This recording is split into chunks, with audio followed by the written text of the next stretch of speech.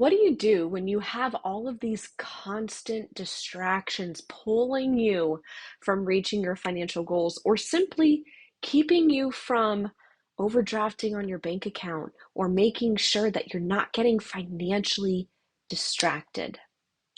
I recently ran a poll on my Instagram page, which, quick side note, if you're not already following us, you should definitely be following us because we post lots of fun stuff on there every day. But the poll asked, what keeps you from reaching your financial goals? What are your biggest obstacles? And the three main responses we got were dining out slash coffee. I mean, accurate. The next one was shopping. And then the last one was, I just don't make enough money. I don't. So, the first thing that I would suggest if you're struggling with any of these three money goal distractions is you gotta set a budget. And I know a lot of people out here don't like the B word, okay? I promise you, a budget here in the Mills Knows Bills realm is not the same as a budget anywhere else. We talk about budgeting as a monetary reflection of our priorities, meaning it's not a one size fits all. We're not going to tell you you can't do something or you can't buy something. Instead, it's making sure that where your money is going is actually aligned with where you want it to go. It's this idea that you have a say over where your money gets to be spent, saved, invested. So for the first two, the dining out slash coffee and the shopping, when it comes to establishing your budget, it's a great place to start because you get to say to yourself, how much do I want to spend in each of those categories each month?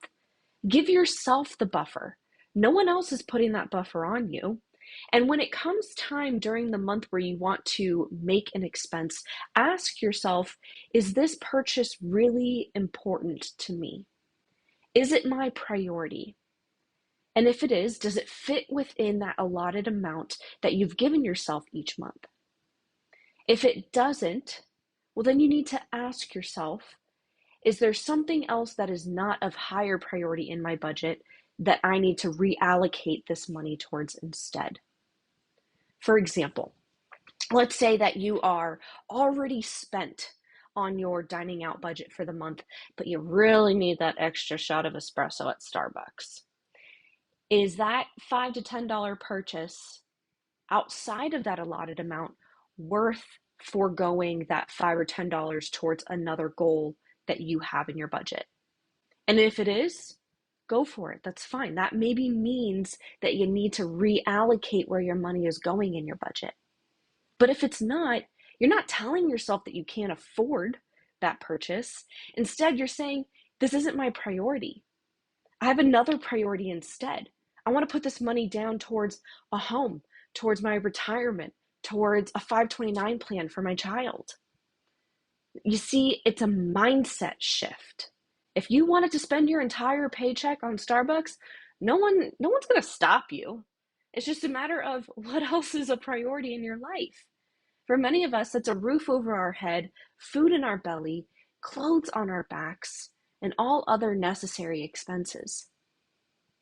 The bottom line here for the dining out, coffee, and shopping expenses is that you really have a say in where that money gets to be spent.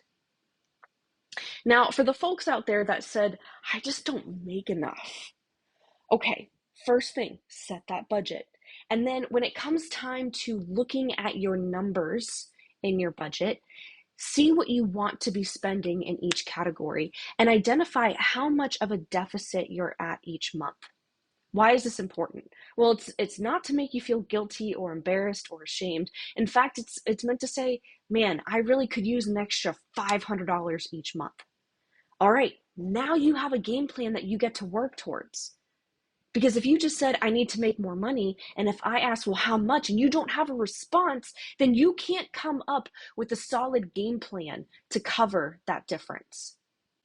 You gotta identify how much you need extra.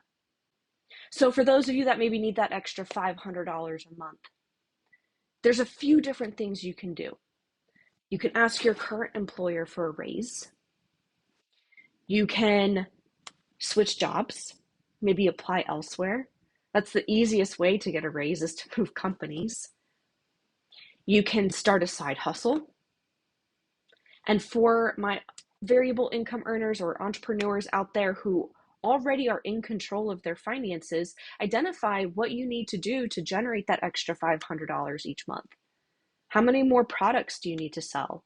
Or how many more clients do you need to sign up?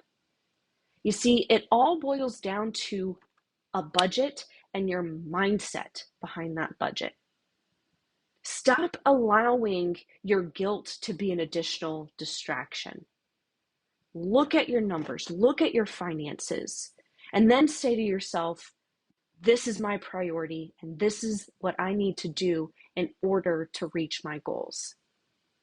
If you're someone who's still struggling with any of these three categories, or maybe something that we didn't touch upon today, please reach out to us. You can email us at info@millsknowsbills.com.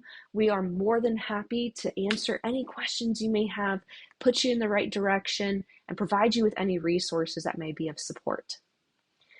We hope you got something valuable out of this today. We'll see you next time.